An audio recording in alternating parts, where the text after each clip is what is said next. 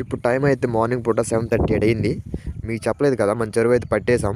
పట్టేసి ఎలాగని 10 రోజులు పైన అయిపోతుంది. 5వ తారీఖు 4వ తారీఖు అనుకోండి పట్టేసాం.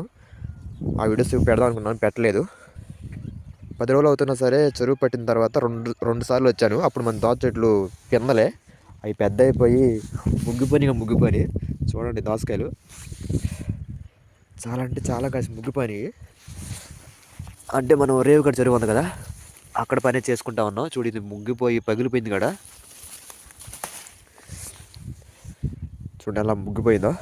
ఇది ఒకటే కాదు, కేర దోసకాయ కూడా పెద్ద అయిపోయింది అనుకోకుండా. మన కేర దోస నేను వెళ్ళినప్పుడైతే అంగుళం ఉన్నాయి పెందలో. ఇది కూడా ఇంత పెద్ద అయిపోయింది ఒక 10 రోజుల్లో. అప్పటి నుంచి నేను ఇక్కడికి రాలేదు. చిన్న ఒక అంగుళంన్నర ఉన్నప్పుడు వచ్చాను, మళ్ళీ ఇప్పుడు వచ్చాను దొరికాడికి.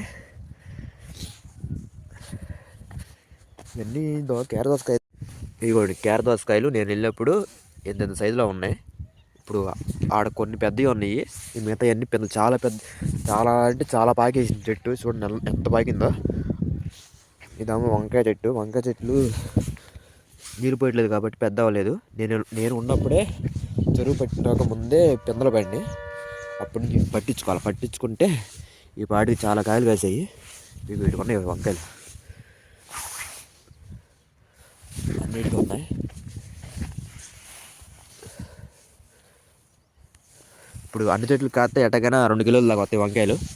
ఇది మన ఉసిరి చెట్టు కాడ ఇంచుమించు నడుము దాకా వచ్చేసింది. ఇంకా ఏంటంటే మన సొరకాయ చెట్టు అయితే అసలు భలే కాయలు కాసింది. అది నేను వెళ్ళినప్పుడు పిందలు కూడా లేవు. ఒక కాయ అయితే వచ్చింది, కిలో కాయ అయిపోయింది అది. ఇదిగోండి ఎంత ఉందో. ఎంత త్వరగా పాగిద్దని అనుకోలేదు నేను వెళ్ళినప్పుడు. అదిగో అక్కడ అది ఉంది ఏరు, అక్కడ నుండి ఇక్కడ దాకా పాగింది. ఇప్పుడు ఇక్కడ నుంచి ఆడ దాకా వెళ్ళిపోయింది అది. వావ్, నీళ్ళు పోయిపోయినా సరే మంచు పడుతుంది కాబట్టి ఆ మంచే వాటర్ లాగా తీసుకుంటున్నాయి అనుకుంటా.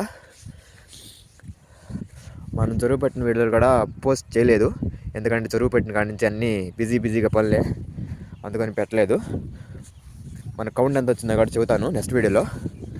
ఇక్కడైతే మనం చాలా పని చేయాలి ఇప్పుడు. మనమైతే నెక్స్ట్ వీడియోలో కలుసుకుందాం. బాయ్.